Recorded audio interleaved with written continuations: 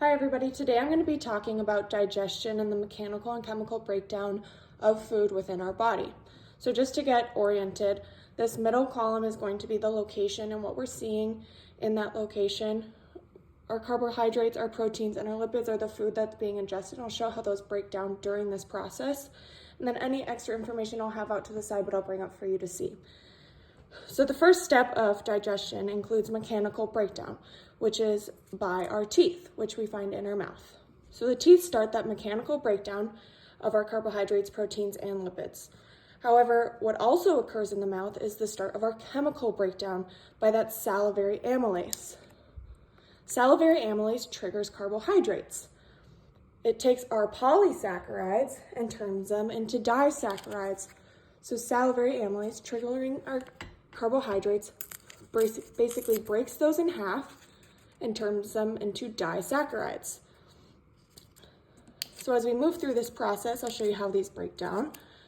So now we're into the stomach. The stomach is a very important part because the stomach involves mucus cells, which secrete mucus,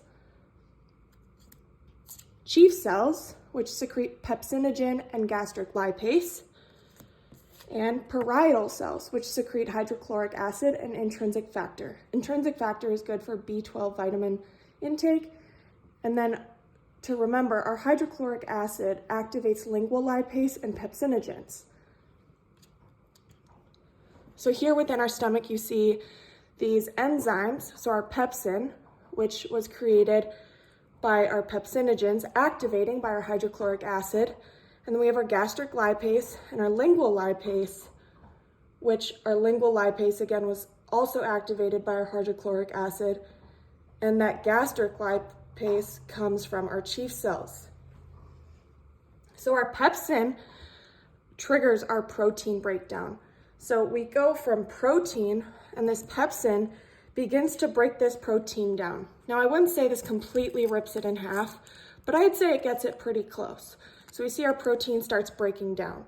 Now we've got our gastric lipase and our lingual lipase, which trigger our lipids or our fats, those triglycerides, that one glycerol, and the 3 fatty acid tails. In this step, you see those begin to break down as well. Now, we're going to move to the small intestine. The small intestine, as you can see, has a lot here. There's a lot of different enzymes that go on in the small intestine because this is where the majority of our digestion happens. So we'll start with our carbohydrates. Our carbohydrates, like I said, are now our disaccharides, and they're going to run into pancreatic amylase, which comes from our pancreas, as well as lactase, sucrase, and maltase for those different types of disaccharides later on in the small intestine. So that by the time that it gets through the small intestine, you'll see that our carbohydrates actually turn into monosaccharides. And once we have monosaccharides, you know that those are small enough to get absorbed. So after it goes through all of this, monosaccharides ready for absorption. Again, we've got trypsin, chymotrypsin, and carboxypeptidase, which is all created by the pancreas as well. And that begins to turn our proteins into peptides. So it completely rips that protein in half, getting it ready for that next stage within our small intestine, which is peptidase. Peptidase is an enzyme that breaks our peptides into amino acids. So we see it gets ripped into again. And now these pieces are small enough for uptake or intake by those capillaries. Now our fats, our lipids, those triglycerides, run into pancreatic lipase and bile. Pancreatic lipase coming from our pancreas, bile coming from our kidney. And you see our liver, not our kidney.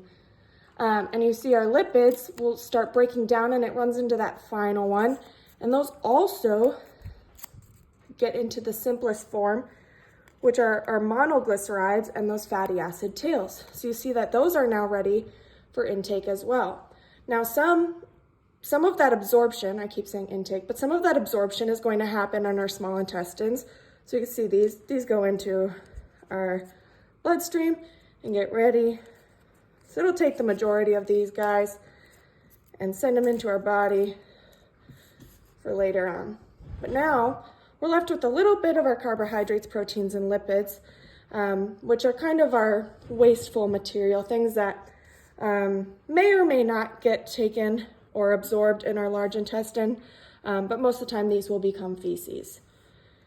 In our large intestine, there's not a whole lot of additional enzymes that we run into. However, that smooth muscle within our large intestine is a very key part of like solidifying that fecal matter and ultimately giving us a more pleasurable experience.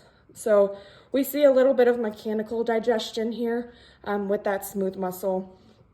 And within our large intestines, these will kind of go through and get kind of all pushed together, whatever is there.